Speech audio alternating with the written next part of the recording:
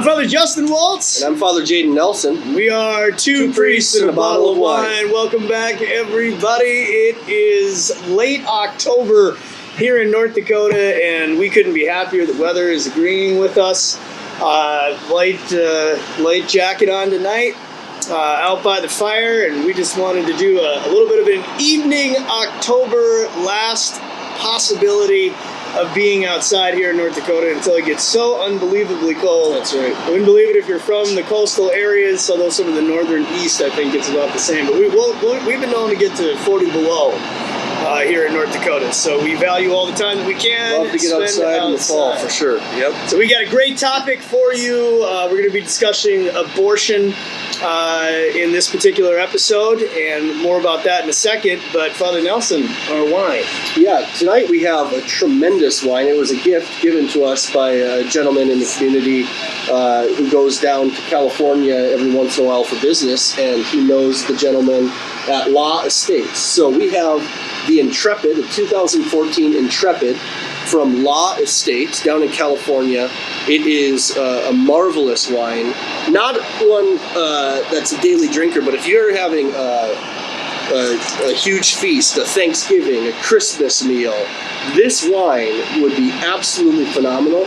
It's out of the price range. I don't know what they retail for exactly, but it's not exactly a daily drinker. It's a high wine for great occasions. We want to thank everybody who has either sent us gifts of wine and or locally given us gifts of wine. The show has been very popular, and we've received tremendous gifts like this that we are happy to be able to share with you. So you can see right out of the bottle, this is a lush, deep purple. Really a beautiful wine, I think, to be drinking in the fall. Things are getting a little colder. We've talked extensively about the white wines that we featured on the show, and how that nice crisp white wine is great for the summer months and the heat. But as we roll into the cooler times in our some of those country, full-bodied reds just fit the bill more fully in cooler climates or cooler times. Absolutely. So we're going to be scoring this at the end, but fortunately we have a white table here that houses the fire pit, and you can, man, that is one just lush, dark. It's dark purple. Burgundy almost. Just beautiful burgundy.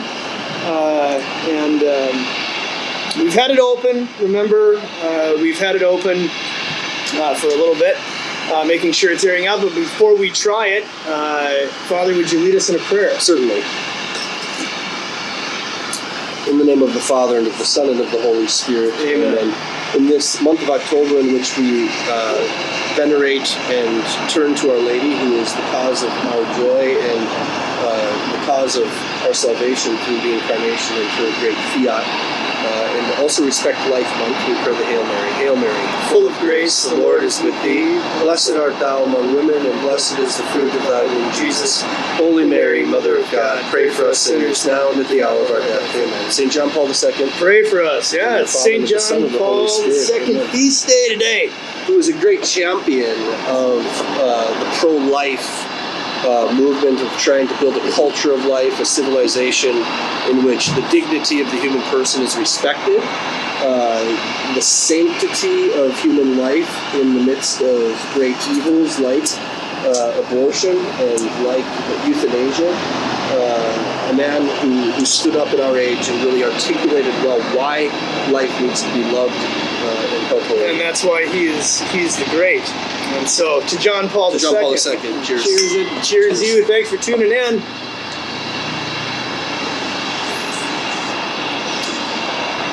That wine is absolutely delicious. Yeah, it's phenomenal. Full, tremendous tannin structure. The color, again, is just wonderful, but even the berries and the chocolate coming off the nose is this whoosh of lots of flavors. We're going to talk about the particulars of this wine a little bit later, but this is still opening up mostly Syrah. And Syrah is one of those grapes that just delivers great intensity of flavor and a deeper, earthier kind of. Somehow the bottles we keep getting gifted are predominantly based in this great Do you remember that St. Joseph's from the first episode, which, looking back on that wine, I just want to re-recommend it because it was absolutely phenomenal. And afterwards, we had a ribeye with it, and the acidity in that wine went so well with the steak. This one is proving itself already to be the exact same quality, and it has that acidic background. I think it needs to open up a little bit. So, without further ado, before we score this at the end of the show, we want to talk about abortion. And the reason why we chose that topic is for several different reasons. Number one, October is the month of Mary, and one can't help but to think of the Blessed Virgin Mary and think of the mother of all mothers, the mother of Christ, and certainly she who is spiritually on the front lines battling Lucifer in this scourge and Holocaust, I think is the right word, of abortion in our modern time. October is also pro-life month, so all you pro-lifers out there getting the word out, thank you. Thank you. The research that's coming out says that it's working. Abortion is actually going down, so our efforts have not been in vain. And finally, there has been a lot of news surrounding David Daleiden. David Daleiden, who was the gentleman who posed as a buyer of fetal tissue and secretly reported Planned Parenthood, which is arguably the most evil organization ever to exist, and I don't mind boldly saying that. They're diabolical people, very bad people. And he recorded them actually admitting and agreeing to sell fetal body parts, including a live beating fetal heart. What? Yeah, ironically, Planned Parenthood was not arrested, despite the admission, but rather David Daleiden was, in fact, arrested, and the Beckett Foundation from the East Coast, which is all our Catholic lawyers who stand up for unjust things, or just things, in the case of David Daleiden, provided him with a second-to-none legal team, and he's fighting that case as we speak. So, which he should. Absolutely. So we're going to talk more about him, but we thought we would start for all of you as to why abortion is actually wrong. And I think, Father, that it really comes down to the well-accepted truth now that life begins at conception. Yes. Which, when we go back to Roe versus Wade in 73, which, if you want to know a staggering statistic, a lot of people are like, wow, we've killed 50 million or 60 million in the United States. Globally, the rough estimate is well over 1 billion children that have been killed, and that's probably a low estimate. So imagine the entire continent of Africa being gone tomorrow, or the entire continent of North and South America, which I think is like 700 or 800 million. I mean, the Holocaust that has happened is the greatest evil and tragedy that has ever occurred in human history. There are literally over 1 billion people that should have been born that were never born, and so. How many contributions would they have made? What would the world look like with them in it? Well, we will never know because we have abortion and continue to have abortion. And the greatest human resource, even from a secular perspective, which I think is lost in this debate very frequently, is that even from a secular perspective, one that is not religious, one has to come to the conclusion that in the history of humanity itself is the greatest asset of humanity. So, to eliminate the potential for great things to come out of those who were to be born but never had the opportunity is perhaps suicide, in terms of humanity turning against itself. Well, it's John Paul II's culture of death, in which he coined the phrase saying that once you don't respect the unborn, eventually you don't respect anybody. And that, we see that playing itself out, around the world with assisted suicide and everything else. But, back in 73 when Roe versus Wade was passed, the interesting part is that they did not have the technology that we do now. And so over the last, several decades, we have come to see, not just philosophically, But also technologically, this is a human life. Now, from a philosophical standpoint, one has to argue that life has to begin at conception. Otherwise, we don't know when to define it. I think, and I think there's always this interplay between philosophy and science, right? Science is a method. It's an empirical method of observation, of observing facts that we can see and measure. And depending upon the level of instrumentation that we have, we can weigh, we can measure, we can observe things at different levels. The better our instruments get, the better our observation gets. But that doesn't take away the need for interpretation of the data. And that's where philosophy comes in, because you always have to ask the question, what is the meaning of this? So even if they would have come to the conclusion that we don't know when or what happens necessarily at conception, then that doesn't take away the philosophical portion of what the value of human life is. Right. We've identified exactly when human life begins, because we know when a human comes into existence that's new and that has all of the metabolic and structural, biological things necessary for that life. Well, you have cell animation, which means that the soul is present. So what we mean by conception is when the sperm enters the egg, and from that point on, there is cell division that cannot be stopped, per se. And so once we have that animation, which is unique, it's separate from the mother, right. It's totally its own being. Completely, self-perpetuating, living off the mother's body, but nonetheless, the mother per se is not causing the cell division. The cells are dividing because the genome has been unleashed. So we were clear on where and when a new human life begins. However, there's people out there in the society that are still arguing. Peter Singer, Princeton University, I believe, philosopher at Princeton University, total moron, says that you should be able to kill your child up to the age of 4, is it, or 5? Right. Because the child doesn't have the reason of an adult, the ability to reason until they're that age. And so he defines life based upon reason. Some people define life based upon a beating heart. He would say that it's personhood, that you're not a human person until you can reason. Right. Because basically his perspective is that you only can tell what a thing is by the act that it does.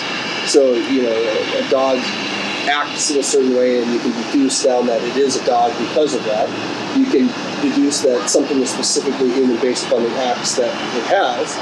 But to be a person means that you have to be self-aware, and then you have to be able to act voluntarily. And he says that doesn't happen until 5. That's why I think the man is absolutely out of his mind. So, but if you don't define it at conception, is our point, then literally you can define life whenever you want, because it's sort of a subjective up for grabs for everybody, rather than the objectivity of the obvious life begins when the cells start dividing. I mean, I might be billions and billions, 145 pounds worth of cell division right now, but on the other end we have 2 cells at the very beginning.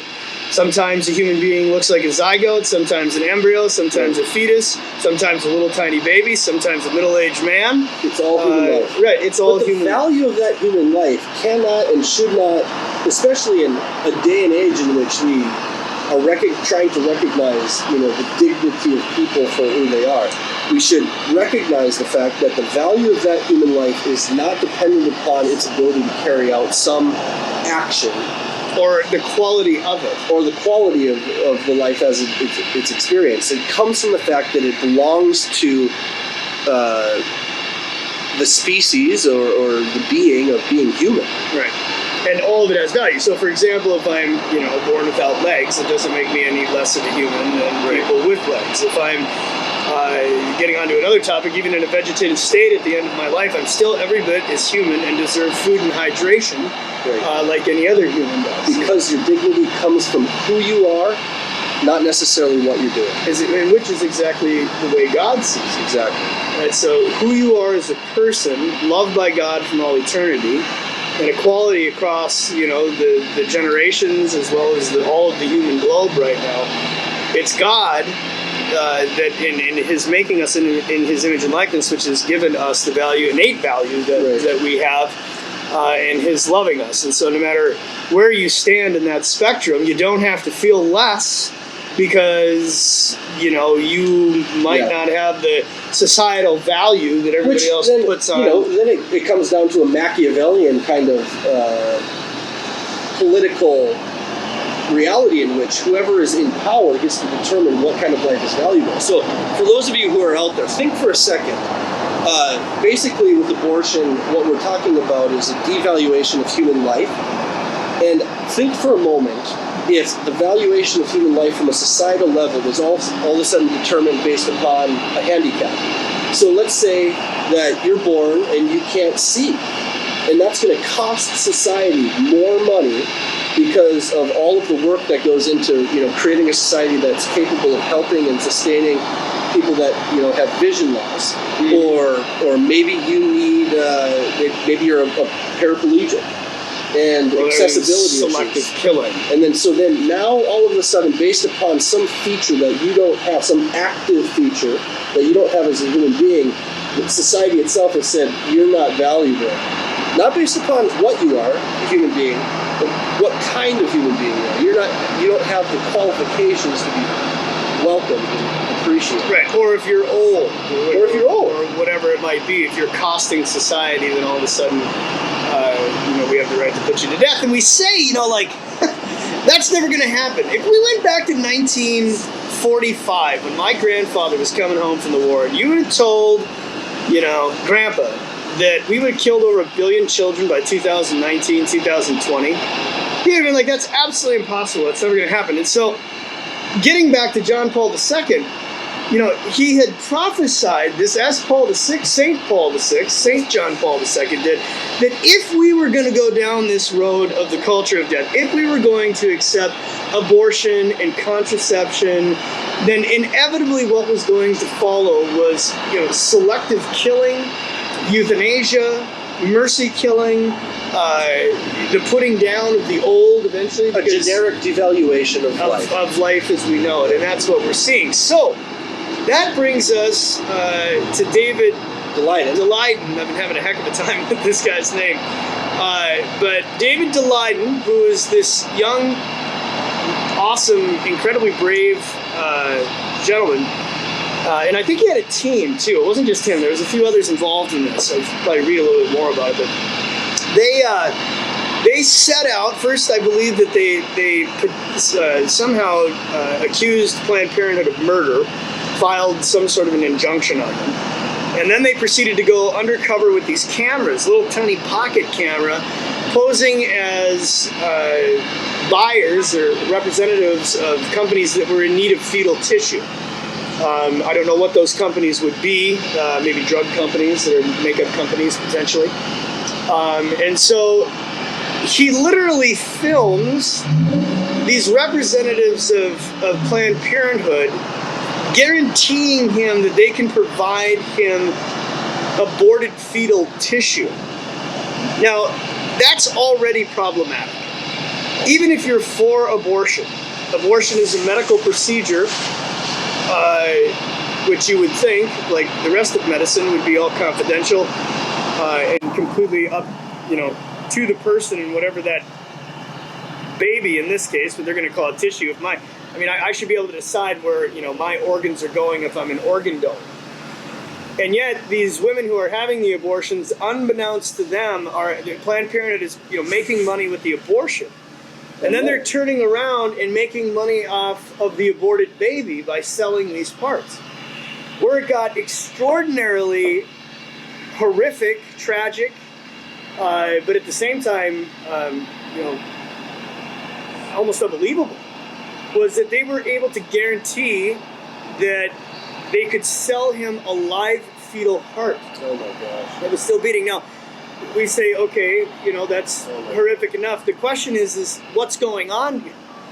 Because if we've got a beating heart, that means that baby was alive when they took it out of the womb. That's right. And so what's come out of this, and I don't know, I had notes and I forgot them down at the office, but what's come out of this is that an abortion doctor has joined Daleiden's team and has testified on his behalf. And he testified, this man has done over 50,000 abortions. And he's not intending to stop. But he got up on the stand, I believe it was yesterday, and he testified to the fact that the practice of removing a beating heart from a live baby was unethical. Not that anybody needs to. An abortion doctor How he gets to that well, conclusion, that's a topic unto itself. But While he's still a man, he said, you have every right, and these are his words, you have every right to kill a human in that form. But what Planned Parenthood is doing is like tragically unethical. And he was also referring to the selling of aborted fetal matter. And so here's a man who's done 50,000 abortions that is now testifying on behalf of Daleiden, representing him, saying that he in fact did the right thing. And for some reason, Daleiden is on trial. Explain that to me. That's the conspiracy of death in this country, in which those things that are contrary to the dignity of the human person somehow are being protected. I'll tell you what that is, Father Nelson. I'm going to tell you what it is right now. That is the entity that we call Satan. That is diabolical. What is going on in Planned Parenthood and in the pro-choice community is absolutely diabolical. It's not choice. It's not an ideology. It's not a narrative that they're pushing. It certainly is not women's rights. What it is diabolical, and it's intrinsically evil. And you heard it on Two Priests and a Bottle of Wine first. I want to cheers David Daleiden for everything he's doing, everything he's suffering. For the courage that you, he showed. sir, you're a warrior for Christ, and may God glorify you in heaven someday. We're praying hard on our end that this trial turns out vindicating you, but I know a man like this, either way, has been vindicated by the work that he's done for Jesus. So I want to encourage anyone else to get out there and with these types of tech platforms, cameras, you name it, get the truth out. The truth has got to out, and this has got to come into the light, because what we're doing in this country, if people knew what was going on in the pro-choice, abortifactive movement, and the companies like Planned Parenthood and the like that are supporting this, it isn't getting any better. It's just progressively getting more diabolical and worse, and it is absolutely disgusting, but nobody knows what's going on behind the scenes. But the outcome of it is just going to progressively get worse. And so we will be addressing this topic in even greater detail in the future. But we had a lot of requests that people wanted to move into a more serious venue in which some of the great challenges of our time are being discussed. And so we want to encourage you to grab a nice bottle of wine. This one is totally phenomenal. We'll be tasting it here in a second. We're tasting it right now. We'll be scoring it here in a second. But at the end of the day, get out there and do something crazy. You know, I mean, we've been living under the scourge of abortion. I had a sticker on my car for a long time that says, I survived the Holocaust. And I remember I was down, I was traveling in a city called Bismarck here in North Dakota, and I went through one of those washes. And one of the washers came out afterwards, and he's like, every time you're down there, a young guy, he's like, you bring your vehicle in. I'm like, well, this is like the best wash in the entire state. And you vacuum my car, which I'm too lazy to do. So, he was like, I just got one question for you. And I'm like, yeah. He's like, your sticker, I survived the Holocaust. He's like, or no, it wasn't that. I survived Roe v. Wade. I survived Roe v. Wade. He's like, what's Roe v. Wade, man? And I'm like, well, that was the Supreme Court decision in 1973 that legalized abortion. He's like, no way. And I'm like, yeah. And he's like, well, what do you mean by surviving it? I'm like, you alive?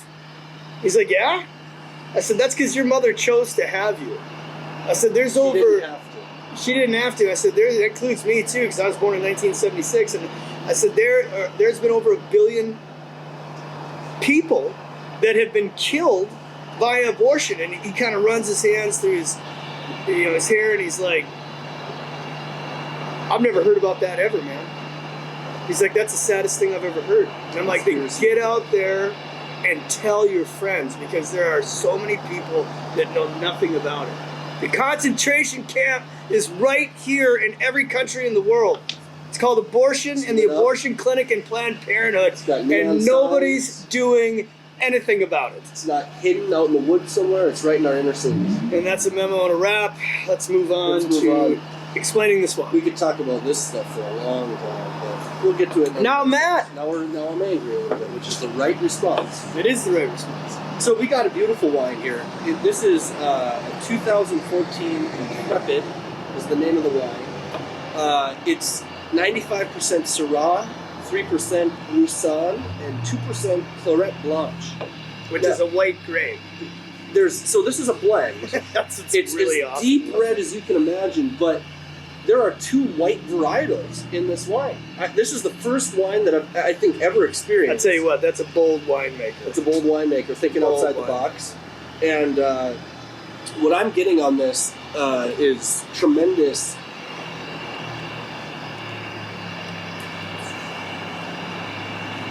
Well, the tannic structure, like you pointed out, amazing. is magnificent. I am so impressed with the color, which you can probably see, but it's just a dark burgundy purple. When you see a wine like this, you know it's going to be bold. Are you getting rich tobacco on the nose?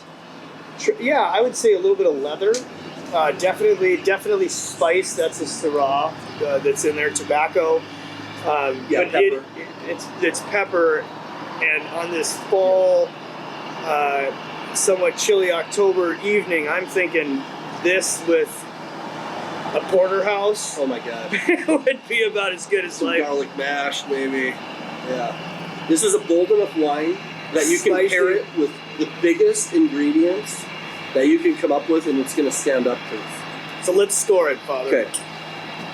We've kind of fallen into certain roles on this show, and I'm terrible with numbers and adding. The abortion conversation was so enthralling that I'm not. You know what? We want your honest opinion. We can take negative feedback. So if you're on the other side of the aisle, Raisin? go ahead and you getting raisin? right on in. I would say there's definitely dried raisin in the taste. Yeah, the raisin on the back of it. What do we got for color? Let's start with the color. Deep purple, I think. Yeah. Deep purple. I say it gets full points for the color. Yes. So let's go 15 for color. The aroma score. I'm going to be honest with you. It's a little cold out here. Right. So it's blocking the And opening. it's blocking of the, the opening of the aroma here. So we're going to take the rest of this bottle inside, and we're going to taste it later, and it's going to be It opened up. excellent. So I don't think we can give it an accurate aroma score yet because it's not the conditions. Fair enough. But the taste, on the other hand, might just be the perfect temperature for it. Tannin structure is absolutely silky. Yeah. Wonderful. Quality is definitely, I'm going to give it a 35, the highest overall quality. Palate score. It's fresh. It's 24. juicy. I mean, everything about this wine. And, I'll tell you this. We're definitely well over 90 points for this. I would rank it without even being able to, pull the full aroma off. I would rank it up at a 97. And here's something I really think is important about wine, because you're going to get online, and let's say you do want to get. This bottle was gifted to us. We'd never be able to afford it, but maybe for Christmas we might go halves on it or something like that. Okay. So if you're going to do that, you want to get the best quality for what you're paying. Mm-hmm. And so that St. Joseph's bottle, that first one, and then you go back maybe and review the first episode, that would be a great Christmas wine, great occasion wine. But this is another one that this is not going to be a waste of your money, because a lot of the times you get a bottle and you're like, this is not worth $65. If you want to impress somebody at a meal or just celebrate a great feast, this wine is we can testify to that. We're drinking it right now. So this is a shoo-in for you for Christmas, Easter, birthday, all of those great occasions. It's been our pleasure to be with you this evening on this moderately chilly October night. Next time will be a big surprise. We don't know what wine we're featuring because we've been given so many, which is very generous of all of you. Thank you. But we will have a wine next month, and it will be our joy to share it with you. Thanks for tuning in. We hope this was informational for you and creates good discussions in your local communities and your friend groups over a nice bottle of wine. Until next time, I'm Father Justin Waltz. I'm Father Jaden Nelson. And we're two priests and a bottle of wine.